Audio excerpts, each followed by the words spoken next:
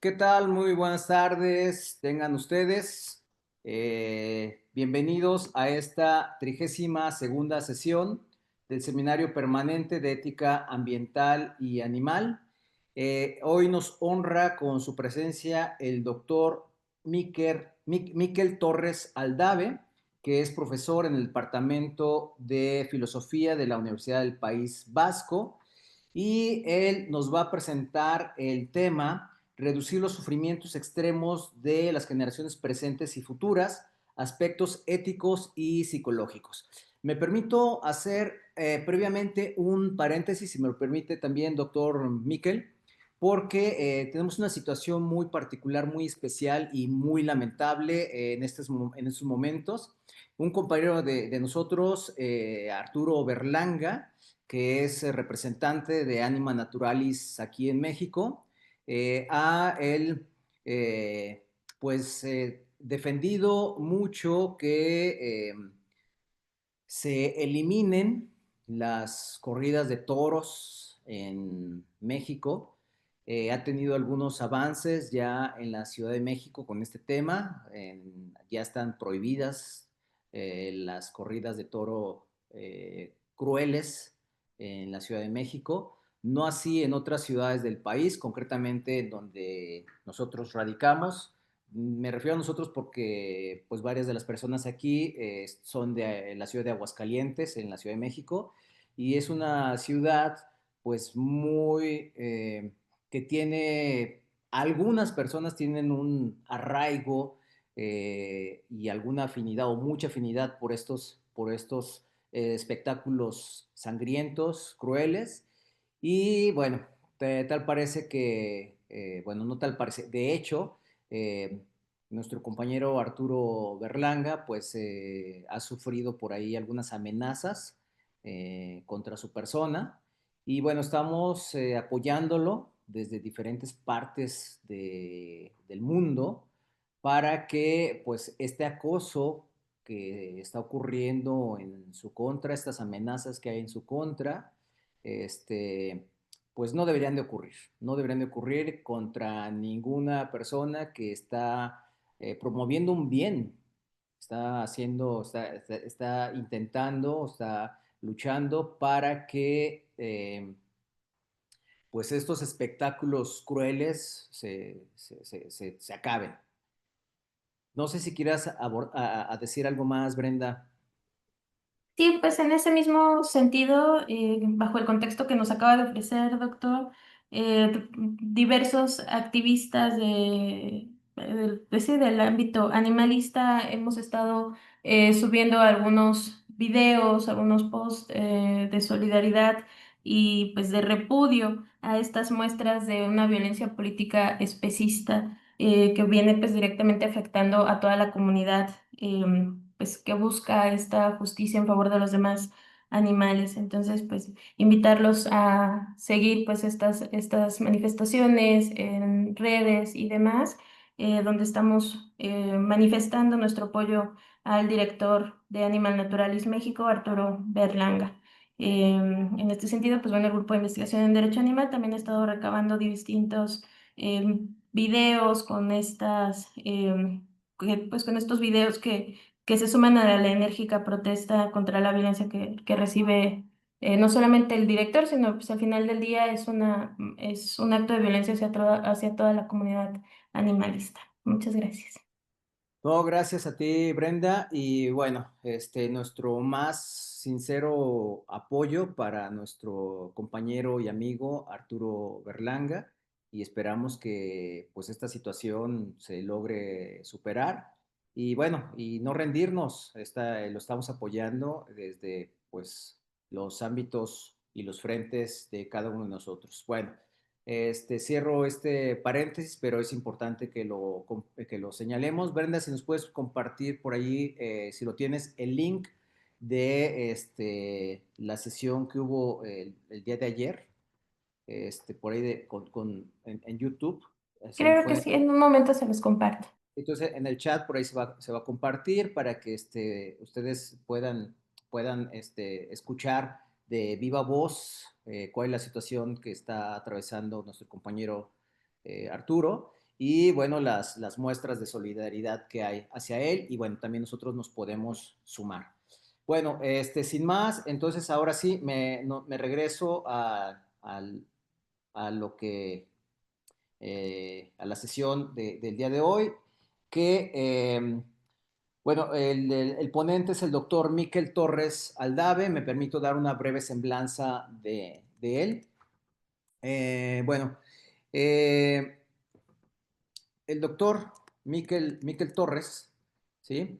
Es profesor en el Departamento de Filosofía de la Universidad del País Vasco, es miembro del Grupo de Investigación Activa, ITE, Grupo de Investigación sobre Prácticas, Aprendizajes y Valores. Su labor investigadora se ha centrado principalmente en los campos de la filosofía moral y las éticas aplicadas, especialmente en el análisis de cuestiones morales relacionadas con la consideración moral que merecen los animales.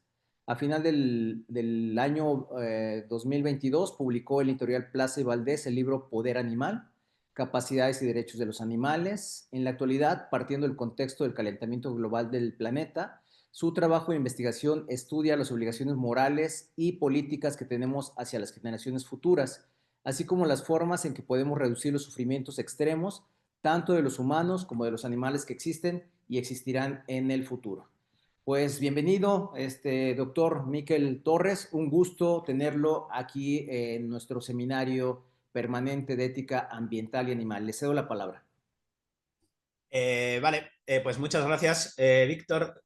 ¿Me escucháis bien? Te escuchamos y te vemos perfecto. Vale, pues esperar que comparta la presentación, ¿vale? Y empezamos. Adelante. Para que haya más rapidez en el internet, yo también voy a apagar mi pantalla, pero aquí estoy al pendiente, estamos al pendiente, ¿ok? Te escuchamos, lo ¿Veis escuchamos. la presentación? Sí, se ve la presentación bien. Vale, perfecto. Pues si os parece, comenzamos.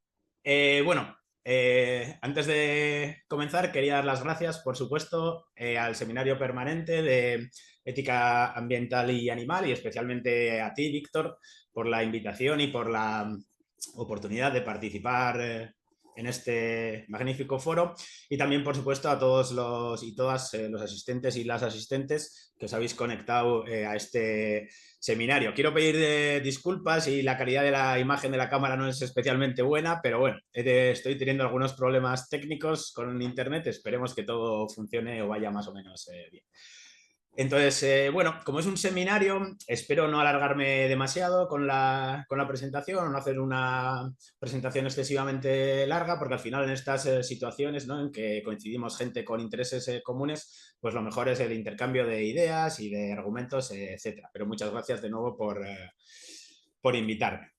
Entonces, esta es un poco la propuesta que he preparado para el seminario, para la charla. Comenzaré explicando un poquito la idea de sufrimiento extremo, de humanos y animales, y después hablaré sobre la importancia de reducir los sufrimientos extremos en comparación con la promoción de otro tipo de bienes, fundamentalmente con la promoción de la felicidad, y trataré de convenceros de que reducir los sufrimientos extremos debería ser una de nuestras prioridades morales y políticas.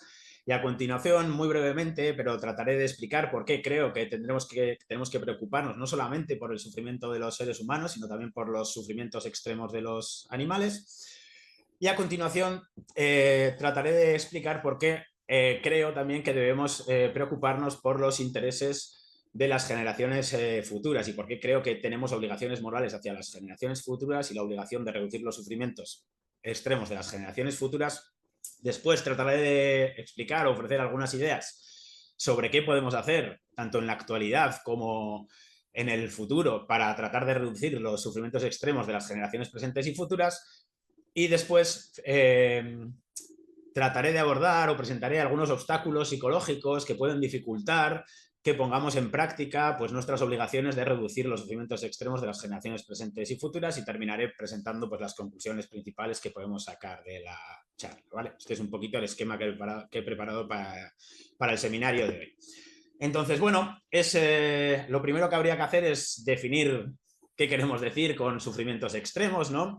Y yo diría que los sufrimientos extremos son experiencias o estados mentales conscientes muy negativos que tienen como consecuencia pues, ocasionar un gran dolor o un gran malestar psicológico.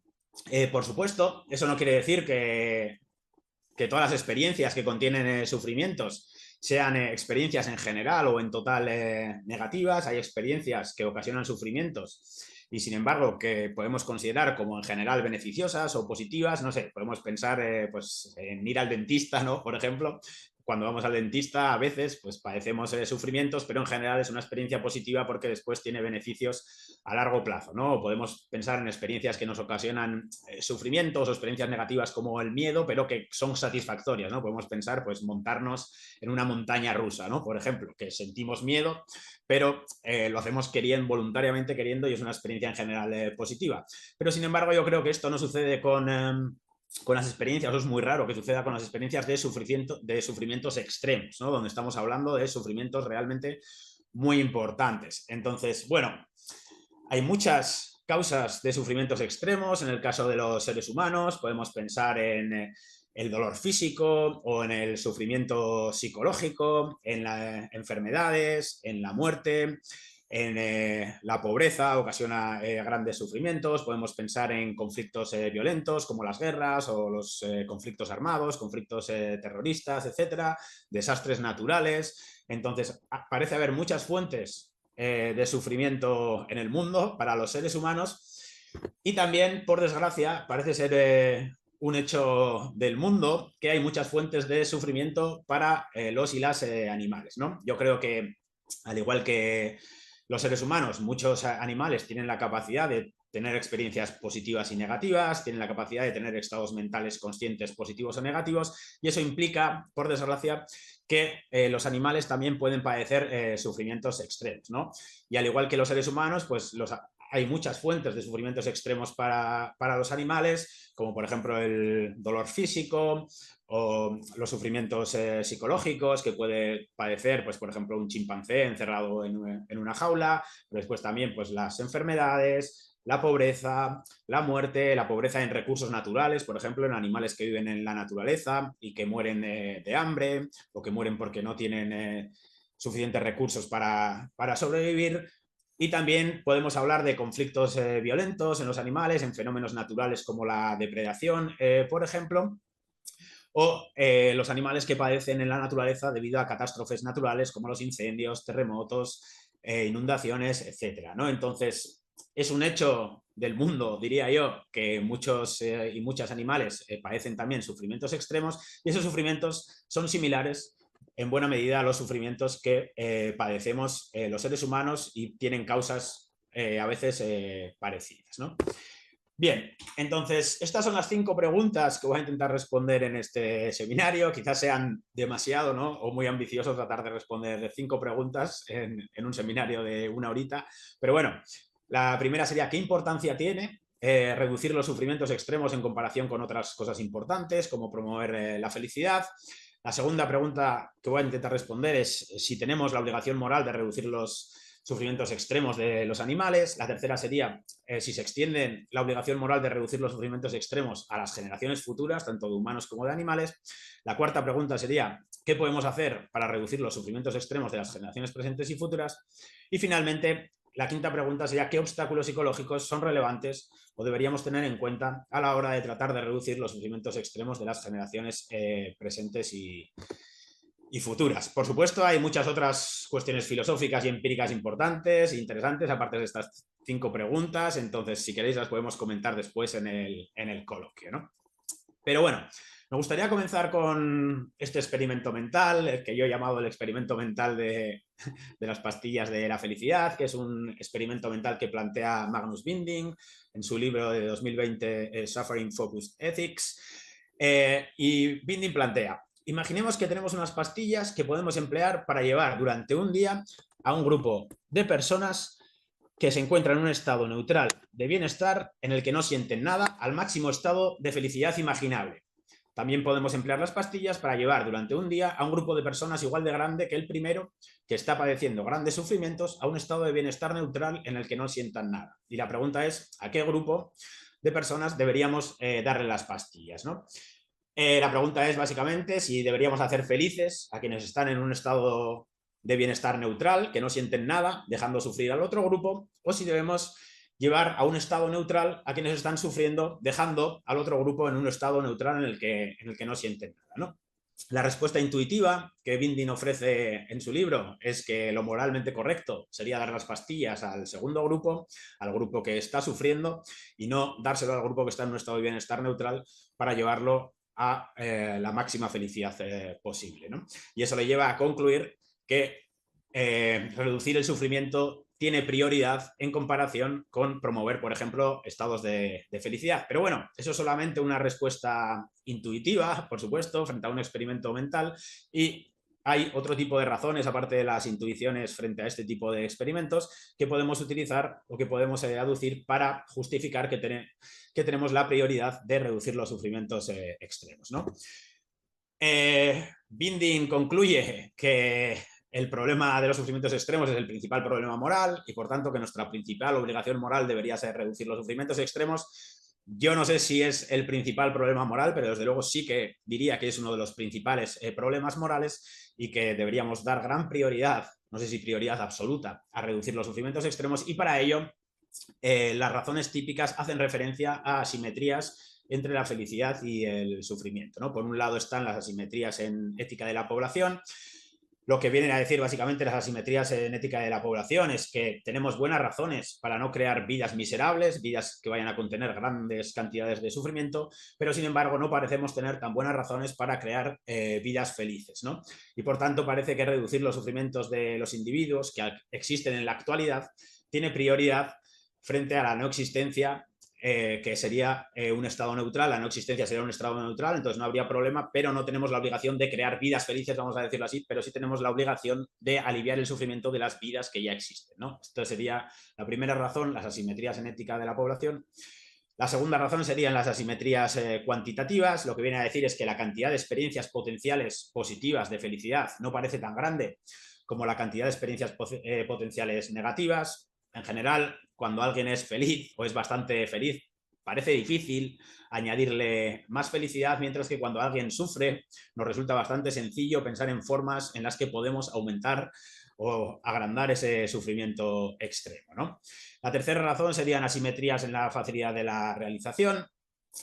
Lo que viene a decir es que parece más fácil crear sufrimiento que felicidad, ¿no? Es prácticamente imposible en la vida de cualquier ser sintiente no experimentar sufrimiento nunca, mientras que, por desgracia, muchos seres sintientes, muchos animales, ciertos seres humanos no conocen nunca la felicidad, y por tanto parece más fácil evitar o poner en práctica políticas y acciones que traten de reducir los sufrimientos extremos que poner en práctica políticas o acciones que fomenten la felicidad de los individuos, ¿no?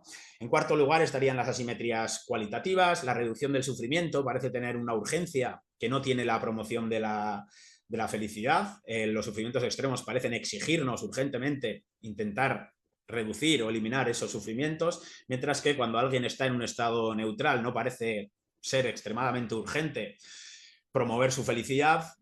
Y la quinta razón serían las asimetrías epistémicas, que lo que vienen a decir es que es más fácil saber qué es malo o inmoral y saber qué ocasiona el sufrimiento, mientras que existen desacuerdos mucho mayores sobre qué es lo moralmente bueno o qué promueve la felicidad, ¿no? Entonces parece que tenemos un consenso, un acuerdo mucho mayor en qué cosas ocasionan sufrimiento y qué cosas deberíamos intentar evitar, mientras que tenemos desacuerdos importantes sobre qué cosas promocionan la felicidad y fomentan el bienestar, ¿no? Entonces, bueno, si aceptamos estas razones, parece que tenemos al menos algunas razones poderosas para concluir que debería ser prioritario, deberíamos dar mucha importancia a la reducción de los sufrimientos extremos, pero entonces la pregunta es, por supuesto, los sufrimientos extremos ¿de quién?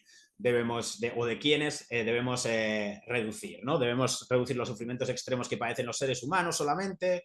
¿O debemos reducir los sufrimientos extremos también de los animales? Y lo que yo quiero argumentar, o lo que he venido argumentando en los últimos años, es que debemos incluir a los animales dentro del conjunto de individuos e individuas que merecen consideración moral directa y que, por tanto, la reducción de los sufrimientos extremos de los animales también es un objetivo moral muy importante y que tenemos la obligación moral y política de intentar alcanzarlo, ¿no? Entonces, bueno, aquí un poco de propaganda, ¿no? Este es un libro que publiqué en la editorial Plaza y Valdés en el año 2022, en el que defendía pues, que el especismo es una discriminación moralmente injustificable y que, por tanto, deberíamos rechazarlo. El especismo, como sabéis, es discriminar a un individuo o una individua por la especie a la que pertenece.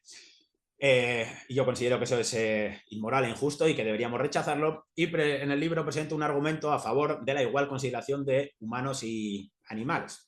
El argumento vendría a ser el siguiente. La primera premisa vendría a decir que todos los humanos merecemos la misma consideración moral. La segunda premisa vendría a decir que no puede haber ninguna diferencia en la consideración moral de los miembros de los grupos, a menos que haya alguna diferencia moralmente relevante entre sus miembros. La tercera premisa diría que no hay diferencias moralmente relevantes entre los humanos y muchos animales.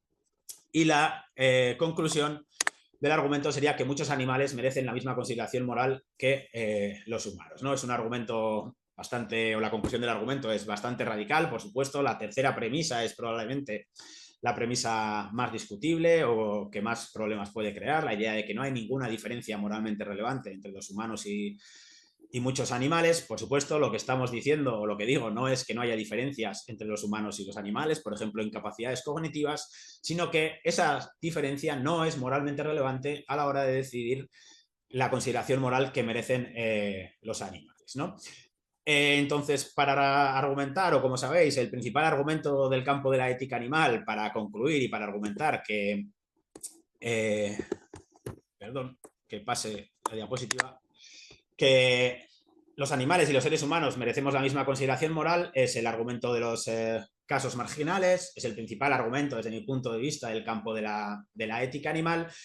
Y el argumento puede caracterizarse del siguiente modo, ¿no? La primera premisa viene a decir que X es el criterio propuesto como diferencia moralmente relevante entre los humanos y los animales. Aquí podemos pensar que X es ciertas capacidades cognitivas o la posesión del lenguaje o otro tipo de características, ¿sí? La segunda premisa viene a decir que existen seres humanos que carecen de X, es decir, que carecen de cierto tipo de capacidades cognitivas o que carecen de lenguaje, etcétera. Y la conclusión, entonces, sería que tenemos dos opciones. La primera sería que entonces esos seres humanos no merecen mayor consideración moral que los animales, o bien la segunda opción, que es por la que yo me inclino, la tesis de que X es una diferencia moralmente relevante, debe abandonarse, ¿no? Entonces, la conclusión del argumento lo que viene a decir es que la posesión de ciertas capacidades cognitivas o de capacidades cognitivas sofisticadas o que la posesión de lenguaje y este tipo de cosas por las que hemos tendido a considerar que los seres humanos somos más importantes o que nuestros intereses son más importantes que los intereses de los animales son moralmente irrelevantes y que lo moralmente relevante es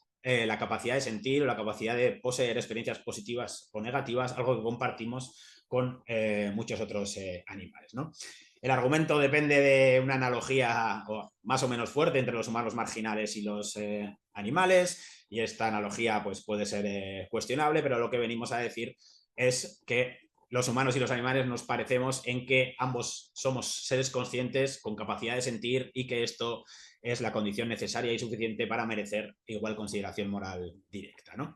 Aunque esto, por supuesto, depende de otra premisa, que es que todos los seres humanos merecemos la misma consideración moral, que es una premisa muy difícil de justificar desde mi punto de vista. De hecho, yo todavía no he encontrado argumentos sólidos para concluir que todos los seres humanos merecemos la misma consideración moral, pero sin embargo, de momento todavía me agarro a esta premisa igualitarista, aunque no sé muy bien cómo justificarla. Entonces, si alguien tiene alguna idea después en el coloquio sobre cómo solucionar este problema, cómo justificar que todos los seres humanos merecemos la misma consideración moral, pues estaré, por supuesto, encantado de escucharle. Bien, entonces vamos a suponer que mediante estos argumentos, mediante estas razones, os he convencido, más o menos, de que el sufrimiento extremo, reducir los sufrimientos extremos es importante y de que debemos incluir también a los animales a la hora de intentar reducir los sufrimientos extremos, ¿no? Entonces ahora la pregunta sería si debemos incluir también a los seres humanos y los animales que existirán en el futuro, a las generaciones futuras que todavía no existen, ¿no? Por supuesto, si tenemos obligaciones o no hacia las generaciones futuras es un tema clásico de ética ambiental sobre el que hay un montón de literatura. El argumento principal, quizá, en contra de la idea de que tengamos obligaciones morales y políticas hacia las generaciones futuras es que las generaciones futuras no existen y que no podemos tener obligaciones hacia cosas que no existen, ¿no? Pero yo creo que en contra de esa idea o de ese argumento se pueden plantear otros argumentos, principalmente desde mi punto de vista el argumento más importante para defender que tenemos obligaciones morales hacia las generaciones futuras es el argumento, o lo que yo llamo el argumento de la analogía espaciotemporal, ¿no? Lo que se hace es decir, de la misma forma en que tendemos a pensar que la distancia espacial es moralmente irrelevante a la hora de decidir si un individuo merece o no consideración moral o qué obligaciones tenemos hacia un individuo, pues la distancia temporal también sería moralmente irrelevante, ¿no? Entonces, lo que venimos a decir es un individuo no importa menos por el hecho de estar más cerca, lejos es nuestra en el espacio y por tanto la distancia espacial es irrelevante a la hora de decidir la consideración moral, pues del mismo modo un individuo no importa menos por el hecho de estar más cerca, lejos nuestro en el tiempo, ¿no? Y deberíamos concluir que la distancia temporal es moralmente irrelevante a la hora de decidir las obligaciones que tenemos hacia un individuo, ¿no? El principio que habría detrás para justificar esta irrelevancia moral es que, en principio, nadie debería ser premiado o castigado por las cosas que están fuera de su control. Y desde luego el espacio y el tiempo, el momento en el que nacemos, no son cosas que estén bajo nuestro control, no decidimos dónde y cuándo nacemos y por tanto juzgar que las obligaciones dependen de factores que no están bajo nuestro control y que son irrelevantes de este tipo, pues parece incorrecto, ¿no? Existen otras razones, por supuesto, para defender las obligaciones hacia las generaciones futuras, pero desde mi punto de vista este es probablemente el argumento más potente, ¿no? Pero obviamente existen objeciones también a la idea de que tengamos obligaciones hacia las generaciones futuras. La primera razón o el primer argumento sería quizás el argumento de la falta de reciprocidad, ¿no? Lo que vienen a decir es que existe una asimetría entre las generaciones presentes y futuras. Nosotros podemos hacer cosas que afecten y que beneficien a las generaciones futuras, pero las generaciones futuras no pueden hacer nada para beneficiarnos a nosotros, ¿no? Entonces habría una falta de reciprocidad y la cuestión sería ¿por qué vamos a ayudar a las generaciones futuras si las generaciones futuras no pueden ayudarnos a nosotros y nosotras, ¿no? Pero bueno, esta razón, este argumento depende obviamente de considerar moralmente muy importante la reciprocidad y sin embargo yo creo que tenemos buenas razones muchas veces para rechazar que la reciprocidad sea moralmente importante. Por ejemplo, todos y todas, o la mayoría al menos, aceptamos que tenemos obligaciones hacia los niños pequeños, hacia los bebés recién nacidos, aunque ellos no puedan reciprocar o aunque ellos o ellas no nos puedan beneficiar a nosotros, ¿no? Entonces es bastante cuestionable que la reciprocidad sea moralmente relevante en este caso. La segunda razón para criticar que tengamos obligaciones hacia las generaciones futuras sería el argumento de la imposibilidad de conocimiento. Lo que viene a decir es que no sabemos o no conocemos y no podemos conocer cuáles serán los intereses básicos, las necesidades básicas, las preferencias básicas de las generaciones futuras y que por tanto no podemos tener o no tiene sentido tener obligaciones hacia ellas porque no sabemos qué es lo que van a desear, cuáles van a ser sus intereses, etcétera. Pero bueno, esta objeción se puede superar apelando a la naturaleza humana y a la naturaleza de ciertos animales. Entonces, bueno, es posible que desconozcamos los intereses o muchos intereses y muchas preferencias que vayan a tener los individuos que vayan a vivir, no sé, dentro de 10.000 años, pero sí podemos estar en principio bastante seguros o seguras de que va a haber ciertos intereses básicos o ciertas preferencias básicas que van a tener, pues no sé, como la preferencia en no sufrir, por ejemplo, o la preferencia en estar bien alimentados, en tener un lugar en que vivir, etcétera, ¿no? Entonces, es cierto que muchos intereses de las generaciones futuras pueden resultar imposibles de conocer para nosotros, pero sí podemos conocer, creo, ciertos intereses básicos, ¿no? Entonces podríamos rechazar también esta objeción. La tercera objeción sería el problema de la no identidad, que planteado por Parfit, ¿no? En Razones y personas. El problema de la no identidad lo que viene a decir es que fundamentalmente, aparte, no solamente podemos condicionar la cantidad de individuos que van a existir en el futuro y la calidad de vida que van a tener, sino que las decisiones que tomamos en la actualidad condicionan la identidad de los individuos que van a existir en el futuro, ¿no? Entonces, si esos individuos que van a existir en el futuro tienen vidas que merecen la pena vivirse, aunque sean mínimamente, vamos a decir que sufren bastante, pero bueno, sus vidas más o menos merecen la pena, es mejor sería mejor, es mejor, sus vidas son mejores que el hecho de si no hubieran existido nunca, pero no tienen vidas con una gran calidad de vida, entonces parece que esos individuos del futuro no tendrían razones para quejarse, aunque les dejáramos un mundo con un medio ambiente, por ejemplo, enormemente degradado, ¿no? Porque después de todo, sus vidas, aunque contengan bastante sufrimiento, merecen hasta cierto punto la pena, son mejores que no haber existido nunca y por tanto parece que no podrían quejarse, ¿no? Este es un poco la idea o la base del problema de la no identidad.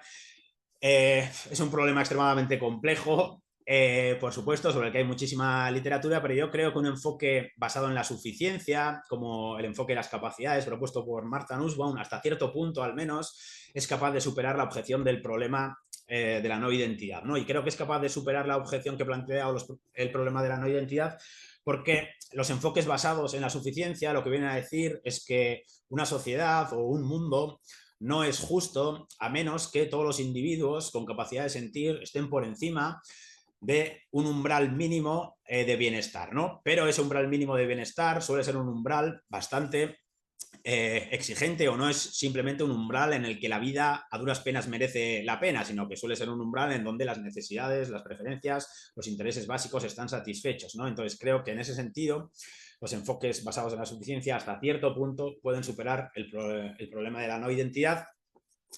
La siguiente objeción que se plantea contra la idea de que tenemos obligaciones hacia las generaciones futuras es el argumento de la incertidumbre. Lo que viene a decir es que no sabemos las consecuencias a largo plazo que pueden tener las políticas o las acciones que realicemos en el presente, que las consecuencias de nuestras acciones son inciertas y que, por tanto, es mejor que nos centremos en las obligaciones que tenemos hacia las personas o los individuos y los animales en el presente y no hacia los individuos que existirán en el futuro, dado que no sabemos muy bien qué hacer para ayudarles. Pero bueno, esto es cierto hasta cierto punto, sí que obviamente hay políticas de las que desconocemos cuáles van a ser las consecuencias a largo plazo, pero creo que un enfoque prudente donde se van poniendo en práctica acciones y políticas paso a paso y se va viendo empíricamente qué consecuencias tienen, pues puede superar el argumento de la incertidumbre y desde luego puede justificar poner en práctica acciones y políticas que beneficien a las generaciones futuras, al menos a medio plazo, ¿no? La siguiente objeción es el argumento de la preferencia temporal. La idea típica es que tendemos a preferir beneficios a corto plazo que son peores que mejores beneficios a largo plazo. Esto hay estudios en psicología, ¿no? Cómo tendemos a conceder preferencia a beneficios a corto plazo que no sean tan buenos como beneficios que podemos obtener a largo plazo y, por tanto, lo que se suelen argumentar algunos filósofos y filósofas y economistas es que deberíamos ir descontando la importancia que tienen los intereses o las preferencias de las generaciones futuras cuanto más lejos estén en el tiempo, ¿no? Y la crítica o el problema principal de esta objeción es que incluso aunque apliquemos tasas de descuento enormemente pequeñas o enormemente bajas, esas tasas de descuento, si las extendemos mucho hacia el futuro, pues implican que la vida de alguien que va a vivir, por ejemplo, dentro de 10.000 años, vale muchísimo menos, debido a aunque esa tasa de descuento sea pequeña, vale muchísimo menos que la vida de alguien que vive en la actualidad. Y eso parece bastante implausible desde mi punto de vista, ¿no? Y finalmente, la sexta objeción en contra de que tengamos obligaciones hacia las generaciones futuras es el argumento de la dificultad en la representación. Lo que viene a decir es que resulta difícil representar a las generaciones futuras en nuestros sistemas políticos actuales y que, por tanto, que no tenemos mecanismos de representación para representar los intereses y las preferencias de las generaciones futuras en la actualidad. Pero bueno, esto desde mi punto de vista no es una objeción decisiva porque se puede solucionar poniendo en práctica mecanismos que intenten en nuestras democracias o en nuestros sistemas políticos representar los intereses o las preferencias de las generaciones futuras, ¿no? Pues, por ejemplo, se podría plantear tanto en la sociedad civil con organizaciones no gubernamentales que se preocupen por el medio ambiente y por los intereses de las generaciones futuras, pero también, por ejemplo, creando algún tipo de figura, pues como tenemos figuras políticas como son el defensor del pueblo o el defensor del consumidor, pues se podría crear una figura del defensor de los intereses de las generaciones futuras, ¿no? Y también en términos quizás ya más políticos, pues, o parlamentarios, pues se podrían reservar un porcentaje de asientos, por ejemplo, en los parlamentos para individuos que representen en las votaciones pues, los intereses de las generaciones futuras, ¿no? Entonces creo que estas objeciones son objeciones interesantes que hay que tener en cuenta, pero que ninguna es decisiva y que, por tanto, podemos concluir que debemos tener en cuenta los intereses de las generaciones tanto presentes como futuras, de seres humanos y de animales, ¿vale? Bien, ¿qué podemos hacer para reducir los sufrimientos extremos de las generaciones presentes y futuras? La mala noticia es que existen muchas causas de sufrimientos extremos, tanto para los humanos como para los animales. La buena noticia es que debido a que existen muchas causas de sufrimientos extremos, tanto para los humanos como para los animales, pues hay muchas cosas que podemos hacer para tratar de reducir sus sufrimientos extremos, ¿no? Esta no pretende ser una lista exhaustiva, estoy seguro de que se pueden hacer otras muchas cosas, aparte de las que yo he puesto aquí, ¿vale? Pero, por ejemplo, una cosa que podríamos hacer es reconocer que las experiencias subjetivas de los individuos conscientes son la principal fuente de valor. A todos y todas nos preocupan nuestras experiencias, todos y todas queremos tener experiencias positivas y queremos evitar experiencias negativas. Si reconocemos que los animales y si aceptamos que los animales también son capaces de tener experiencias positivas y negativas, como creo que deberíamos hacer, pues entonces también deberíamos incluir a los animales y, por tanto, creo que centrarnos en la sintiencia y reconocer la importancia de la sintiencia es un paso importante para tratar de reducir los sufrimientos extremos. Otra cosa que podríamos hacer es promover la compasión y los valores humanitarios. Podríamos también fomentar el respeto de los derechos humanos. Podríamos rechazar y concienciar también a la gente de la importancia de rechazar el especismo. El especismo, obviamente, es fuente de grandes sufrimientos para los animales porque justifica la violencia o la explotación de los animales por parte de los seres humanos. Entonces, luchar contra el especismo puede ser muy importante para tratar de reducir los sufrimientos de los animales. También otra cosa que podemos hacer es considerar importantes a las generaciones futuras, como he intentado argumentar. Otra cosa que podemos hacer es prevenir o reducir la pobreza, prevenir o reducir las enfermedades físicas y mentales, tratar de evitar las guerras y los conflictos armados, tratar de resolver los conflictos mediante mecanismos pacíficos, ¿no? Puede ayudar también a reducir los sufrimientos extremos, pues fomentar el veganismo o el vegetarianismo.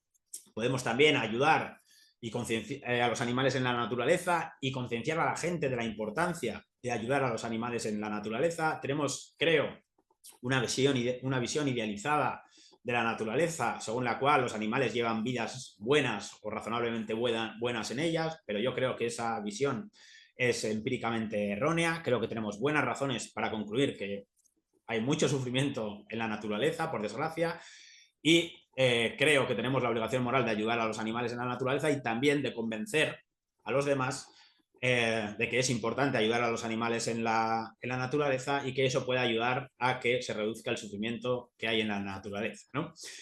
También otras cosas que podemos hacer para reducir los sufrimientos extremos es prevenir o reducir los daños al medio ambiente, ¿no?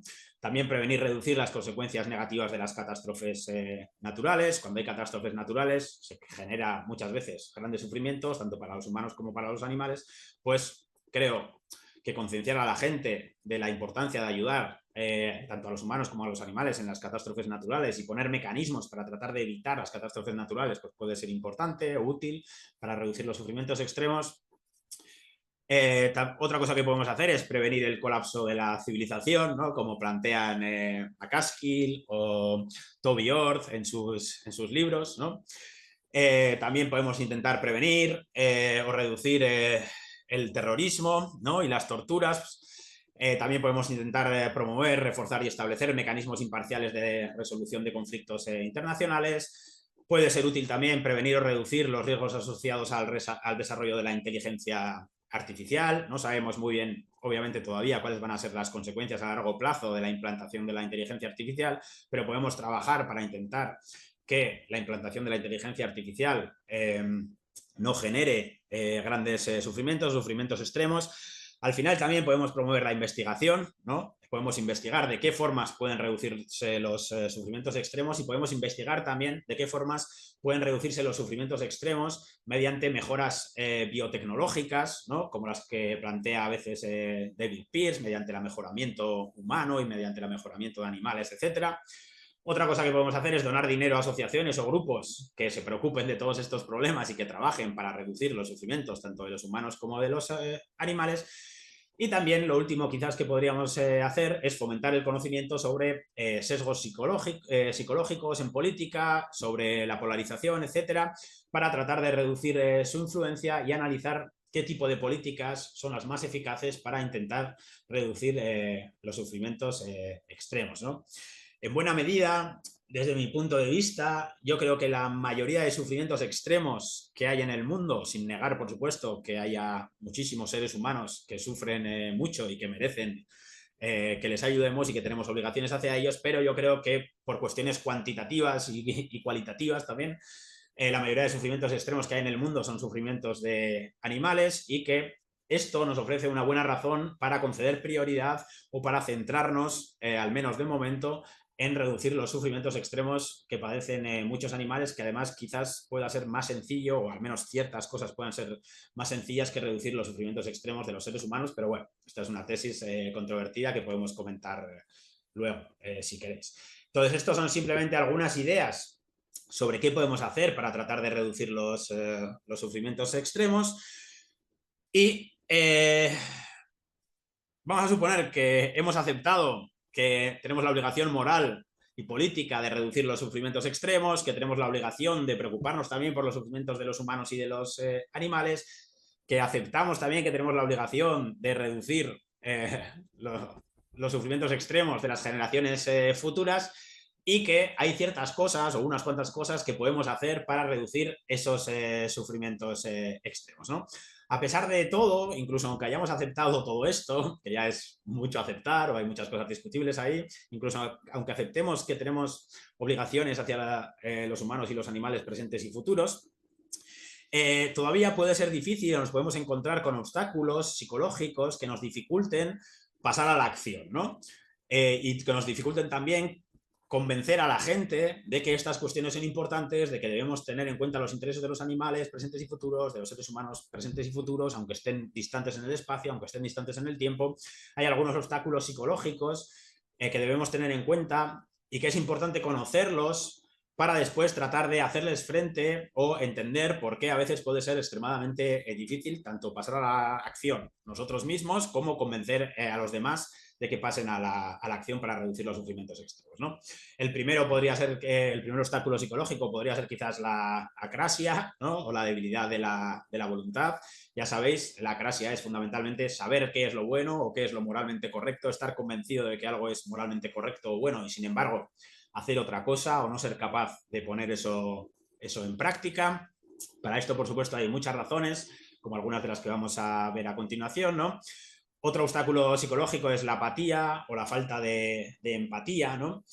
Es difícil sentir empatía hacia las generaciones futuras, dado que de momento no existen, o hacia alguien que va a existir dentro de 10.000 años. Es difícil o tenemos obstáculos también para sentir empatía hacia los individuos, los humanos y las humanas que están distantes en el espacio, pero también es difícil sentir empatía hacia los animales y hacia los animales que existirán en el futuro, ¿no? Esto es porque la empatía refleja nuestros prejuicios y porque si la mayoría de las personas son especistas, pues entonces nos va a costar mucho hacer que sientan empatía hacia los animales, por ejemplo, más todavía hacia los animales que van a existir en el futuro y también hacia los seres humanos que van a existir en el futuro, ¿no? Entonces, la empatía refleja nuestros prejuicios, sentimos más empatía hacia aquellos que se parecen a nosotros, hacia aquellos que piensan como nosotros. La empatía, además, es insensible a las estadísticas o a los números, concede preferencia, además, en general, al corto plazo y no da tanta prioridad al largo plazo. Esto lo explican bien tanto J.C. Prince como Paul Bloom, ¿no? Paul Bloom en su libro Contra la empatía explica bien estos argumentos, aunque se basa fundamentalmente en ideas de J.C. Prince. Entonces, debemos hacer frente a la apatía y a la falta de empatía de las personas hacia los animales y hacia las generaciones futuras. Después hay otro fenómeno psicológico que es la negación, que se basa fundamentalmente en negar la realidad o en no creerse que la realidad es tan mala como quizás yo estoy trasladando aquí, ¿no? Negar que haya grandes cantidades de sufrimiento de los humanos en la actualidad, negar que los animales posean capacidad de sentir o negar que los animales padezcan grandes sufrimientos a pesar de poseer capacidad de sentir en nuestro mundo. Entonces hay que luchar muchas veces en contra de la negación. Hay quien niega también que las vidas de los animales en la naturaleza sean vidas principalmente de sufrimiento, o al menos en muchos casos, no sé si de la mayoría de animales, pero sí de muchos animales claramente. Entonces la negación es un fenómeno psicológico al que deberemos hacer frente. También otro fenómeno psicológico al que deberemos hacer frente es el efecto de la víctima identificable. Ya sabéis, tenemos tendencia a sentir mayor empatía y a ayudar a individuos concretos y nos cuesta más ayudar o no sentimos empatía cuando los afectados son grupos de individuos anónimos o anónimas, ¿no? Pero por supuesto, 1000 personas sufriendo es mucho peor que una persona sufriendo, pero es 1000 veces peor, de hecho, ¿no? Pero empatizamos mucho más con esa persona individual que está sufriendo, si la vemos, si la tenemos delante, etcétera. Pero si esas 1000 personas que están sufriendo no están delante nuestra o están distantes en el tiempo o en el espacio, pues entonces nos cuesta mucho más empatizar con ella debido a el efecto de la víctima identificable, ¿no? Después está el fenómeno de culpar a las víctimas. Esto es algo que sucede mucho en los conflictos entre seres humanos, ¿no? Y en las guerras, etcétera. Se basa fundamentalmente en considerar que las víctimas de los sufrimientos se merecen esos sufrimientos porque son culpables de algún tipo de defecto o de crimen previo, etcétera. Después está también el sesgo de omisión.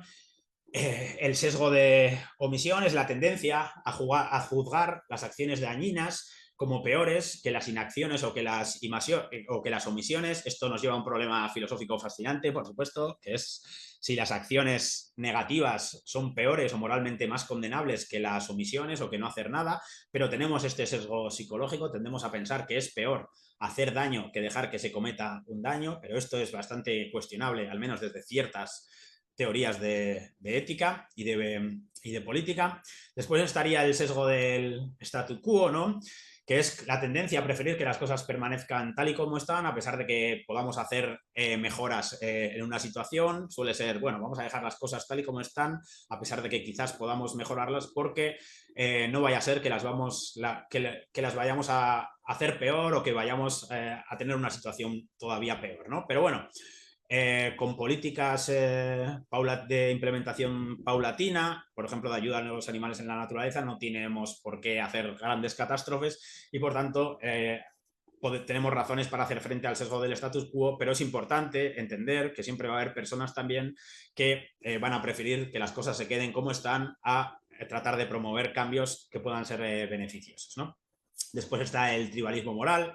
Como sabéis, el tribalismo moral es la tendencia a ayudar o a preocuparnos solamente por aquellos que tienen las mismas ideas morales o políticas que nosotros y a no ayudar o a no preocuparnos o incluso dañar a aquellos y aquellas que tienen ideas morales diferentes a las nuestras o que tienen diferentes ideologías políticas. Y este es un sesgo importante a tener en cuenta cuando queremos fomentar la ayuda a las personas que están sufriendo, porque habrá personas que te digan que no quieren ayudar a un individuo X que está sufriendo porque ese individuo tiene una ideología política, por ejemplo, muy diferente a la suya, ¿no? Y esto es importante tenerlo en cuenta. Después está la impotencia. La impotencia es el fenómeno psicológico por el cual tenemos la tendencia a no hacer nada cuando no somos capaces de solucionar los problemas por completo. Obviamente, solucionar el problema de los sufrimientos extremos, tanto en la actualidad como en el futuro, es extremadamente difícil y no se va a solucionar en el corto plazo, por desgracia.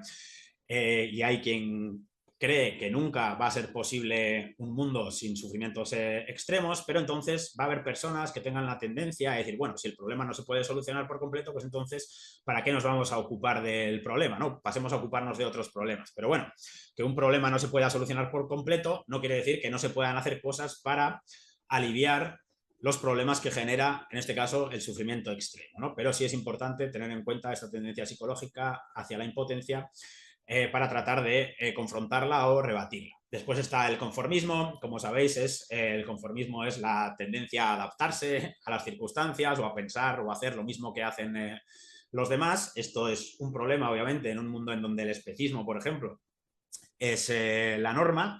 La mayoría de la gente se va a adaptar o va a hacer lo mismo que hacen la gente de su entorno, y si la mayoría de la gente de su entorno es especista, pues entonces ellos y ellas terminarán también siendo especistas, ¿no? Y por eso nos cuesta tanto tratar de convencer a la gente de que la discriminación por especie es inmoral, ¿no? Porque la gente tiende a adaptarse o a conformarse a lo que piensan y hacen aquellos de su entorno, y como la mayoría de la gente es especista, pues esto es una dificultad, ¿no? Psicológica. Otro obstáculo psicológico es la difusión de la responsabilidad, la tendencia a no actuar en situaciones de emergencia debido a la presencia de otras personas que no hacen nada. Esto es lo que se conoce como el efecto espectador, ¿no? Mucha gente está dispuesta a ayudar en una situación si tiene a una persona delante o a un animal delante que está sufriendo, pero si hay más individuos que están observando ese sufrimiento y no hacen nada para ayudar, entonces muchas personas también tienen o tenemos la tendencia a no ayudar, porque si ellos no están ayudando, pues entonces, ¿por qué tengo que ser yo el que ayude? La responsabilidad se difumina y esto puede ser un problema en ciertas situaciones en ciertos sufrimientos extremos, ¿no? Después estaría el problema de la equidad, que sería la tesis según la cual no tenemos la obligación moral o no tenemos por qué ayudar o hacer más para ayudar cuando ya hemos cumplido con nuestras obligaciones y hay otras personas o otros individuos que no han cumplido con sus obligaciones o que no han hecho tanto como nosotros y nosotras. Entonces va a haber gente que te diga, oye, pues yo ya dono dinero, yo qué sé, a UNICEF o a Ética Animal, dono X cantidad. La mayoría de la gente obviamente no dona dinero a esas organizaciones, entonces, ¿por qué tengo que hacer yo más si los demás no están haciendo nada, ¿no? Pero bueno, yo diría que tendríamos que ayudar dentro de ciertos límites razonables, tanto como nos sea posible, y por tanto que la equidad o la tesis de que no tenemos pues la obligación moral de ayudar hasta que otros cumplan también con sus obligaciones es como mínimo cuestionable a veces. Y finalmente, una objeción, un problema psicológico con el que nos vamos a encontrar a la hora de tratar de reducir los sufrimientos extremos es la estima que la gente tiene por el dinero. A todos y todas nos gusta el dinero mucho más de lo que nos gusta reconocer. Una forma fácil y efectiva de ayudar si no queremos militar o poner en práctica acciones nosotros y nosotras mismos es dar dinero a las organizaciones y a la gente que sí que está dispuesta al activismo y a ayudar a los animales en la naturaleza y a luchar contra la pobreza de los seres humanos, etcétera. Pero nos va a costar mucho convencer a la gente para que done dinero a las organizaciones que sean efectivas porque nos gusta mucho el dinero y no queremos desprendernos del dinero, ¿no? Entonces, existen, como vemos, bastantes obstáculos psicológicos a la hora de tratar de reducir los sufrimientos extremos. Es importante tenerlos en cuenta, no son insalvables, pero sí es importante también para que quienes abogamos por la militancia, ¿no? Y por tratar de reducir los sufrimientos extremos y por organizar estos seminarios y estas charlas, no nos desanimemos cuando veamos las dificultades que tenemos para convencer a otros y otras, porque realmente estos obstáculos, aunque no son insalvables, sí son o sí plantean retos importantes y conocerlos puede ayudarnos también hasta en cierto modo a luchar contra ellos, ¿no? Entonces, para finalizar ya y pasar a las preguntas y las conclusiones y el coloquio, que al final es lo lo más interesante de estos eventos, ¿no? Tengo aquí 5 conclusiones que creo que podemos sacar de esta charla o de este seminario. El primero sería que, por desgracia, en el mundo se dan muchos casos de sufrimientos extremos de humanos y animales. La segunda conclusión sería que reducir los sufrimientos extremos debería ser nuestra principal obligación moral y política, o al menos, si no la principal, creo que sí, una de las principales, ¿no? La tercera conclusión sería que muchos animales merecen similar consideración moral a la que merecemos los humanos y que tenemos obligaciones, la obligación moral de reducir el sufrimiento, no solamente de los animales, sino también de los seres humanos, no solamente de los seres humanos, perdón, sino también de los animales. La cuarta conclusión sería que, al igual que la distancia espacial, la distancia temporal es moralmente irrelevante a la hora de decir la consideración moral que merece un individuo y que, por tanto, tenemos también obligaciones morales y políticas importantes hacia las generaciones futuras, tanto de humanos como de animales. Y la quinta conclusión sería que podemos hacer muchas cosas, por suerte, tanto a nivel individual o personal como a nivel social o político, para reducir los sufrimientos extremos tanto de los humanos como de los animales. Pero para ello vamos a tener que superar algunos obstáculos psicológicos importantes, tanto en nosotros mismos como en los demás. Entonces, querría concluir con una nota de optimismo positiva. Podemos convencer, podemos ayudar a los seres humanos y a los animales, tanto presentes como futuros, y podemos convencer a la gente de la importancia de ayudar a los seres humanos, tanto presentes como futuros, aunque no va a ser una tarea fácil, pero creo que se puede conseguir y que merece mucho la pena intentarlo. Aquí tenéis las referencias que yo he empleado para extraer o para preparar este seminario o esta charla. Si a alguien le interesa, puede escribirme a esta dirección de correo tranquilamente, miquel.torres@ehu.eus, y estaré encantado de aclarar algún punto o de pasarle bibliografía, pasarle las diapositivas estas o lo que sea. Para cualquier cosita podéis escribirme tranquilamente. Muchísimas gracias a todos y todas por la atención, y muchas gracias también a los organizadores, y ya siento los pequeños problemas o inconvenientes aquí logísticos que hemos tenido con internet y así. Espero que se haya visto y escuchado y grabado bien. Muchas gracias a todos y todas, de verdad. Muchísimas gracias, Miquel. Yo creo que tu exposición ha sido bastante clara respecto a los compromisos que tenemos actualmente con nuestras generaciones, pero pues como ya bien lo ha señalado, eh, Arnold Hauser, por ahí un psicólogo, tiene también esta idea de que los seres humanos estamos programados naturalmente solamente para ayudar a lo que vemos, a la cosa cercana, lo que podemos, digamos, palpar. Y nos cuesta mucho trabajo, eh, pues, entender este compromiso moral de ayudar a aquellos que no vemos, ¿no? Yo creo que esta idea de ver hacia el futuro, que también pues le encontramos en clásicos como Hans Jonas, ¿no? Él hablaba de esta heurística del miedo, de lo que puede, o sea, a ver, vamos a detenernos, porque pues estamos, la especie humana está acabando con el mundo, a ver si el miedo puede ser una causa de frenar esto, ¿no? Y pues no fue el caso.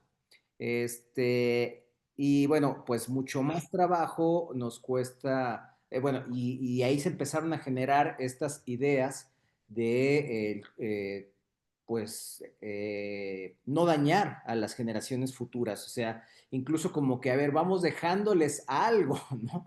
A las generaciones futuras, no nos lo acabemos ahora, ¿no? Vamos a dejarles algo, e incluso de repente me parece que en el ambiente hay la idea de como, a ver, vamos a dejarles algo, a ver si ellos pueden con ese algo hacer algo, ¿no? Aunque suene ahí eh, redundante, ¿no? Pero pues también yo creo que desarrollas de manera muy clara y extensa, pues todos estos argumentos que hay a favor y lo más importante, los argumentos que hay en contra, que luego son los que impiden pues haya esta solidaridad con quienes están sufriendo, ¿no? Entonces, curiosamente, bueno, empezábamos esta sesión hablando de un compañero de nosotros con el que sentimos esta solidaridad y esta obligación moral de sumarnos, porque él está sufriendo, ¿no? O sea, nos comentaba el día de ayer en esta sesión virtual que hubo también, de que, bueno, pues cuando te amenazan virtualmente en la red, pues realmente no pasa nada. Bueno, dices, bueno, pues ya se volvió como algo muy natural, ¿no? Pero ya cuando eso se va acercando, pues es cuando realmente viene esta situación de sufrimiento, ¿no? Eh, digamos, el tema de el cambio climático, mucha gente sigue como pues sin saber qué hacer, pero cuando afecta, ¿no? Va por la sequía o este año que ha sido de agua en abundancia en varias partes del mundo y que ha provocado pues desastres en varias ciudades y localidades. Entonces sí ya se empieza a ver como que efectivamente el cambio climático, este tipo de situaciones, la deforestación de la naturaleza, la extinción de las especies que eran controladoras de los ecosistemas, en fin, yo creo que tu exposición al menos a mí, me ha ayudado mucho para tener mucho más claro estas ideas de nuestros compromisos con, con las generaciones futuras. Y entiéndase generaciones futuras no solamente de seres humanos, sino de todas las especies con las que compartimos este planeta. Bueno, conforme al orden propuesto para las sesiones, no hay preguntas en el chat y entonces, bueno, Pero no, yo tengo la manita levantada. sí, Yo también, doctor. sí, primero revisé el chat por si había alguna pregunta. No sé, ahora sí, voy para allá. No sé quién levantó primero la mano, si Fernando o doctora Cristi. ¿Cómo nos organizamos? Doctor, primero las damas, yo después de Adelante. ella. Ok, gracias, Fer. Adelante, Cristi. Bueno, pues aquí la presunta dama. Supuesta. Muchísimas gracias, Miquel. Tu exposición ha sido sumamente rica. Me parece que has hecho un esfuerzo exhaustivo de presentarnos tanto las razones para este compromiso ético como las dificultades psicológicas. Algunas creo que tendrían más un orden estructural, sociocultural, más que psicológico, netamente individual. Creo que habría que verlas no tanto como, pues eso, como un listado discreto, sino más bien como una trama, un tejido que se fortalece en la medida en que van uniéndose estos hilos en el caso de los obstáculos. Me hace un tanto de ruido la espacialización del tiempo. Tengo allí una vena bersoniana que se opondría directamente a que el tiempo se considere como una dimensión equiparable al espacio y que los no presentes ahora en la actualidad sean de alguna manera visualizables como lo podrían ser los que están distantes en la actualidad, pero en otro lugar. No, creo que con el tiempo hay que llevar pies de plomo y pensar en una ontología mucho más compleja. Y claro, esto no para reducir las responsabilidades. Entonces, ese es otro de los puntitos en donde tengo alguna anotación. El otro tiene que ver con la observación que hacías hace un momento de que no elegimos las circunstancias de nuestro nacimiento. Yo creo que eso es todavía cierto, pero mucho me temo de que se están creando las condiciones para que una parte de esto que llamamos especie humana, una parte poderosa, una parte muy, muy poderosa, dentro de poco sí pueda elegir cuándo nacer, sí pueda determinar en qué momento transvasen lo que se pueda llamar conciencia y las claves del organismo y le den esta anhelada longevidad que los líderes del mundo como Putin, bueno, era Putin y el presidente, el secretario general del partido chino, si no me equivoco, quienes fueron captados en esta conversación sobre las posibilidades de vivir 150 años o de no morir o de que reinduzcan al nacimiento siendo tú, tu persona, ¿no? En fin, estas no habría que verlas como ciencia ficción, o sí, hawaianamente sí habría que verlas como ciencia ficción, pero que está ya orientando mucho dinero y muchas acciones. Finalmente, mi comentario es que habría dos tecnologías cruciales. Una me parece que sumamente presente y la otra también está presente, pero creo que no tanto.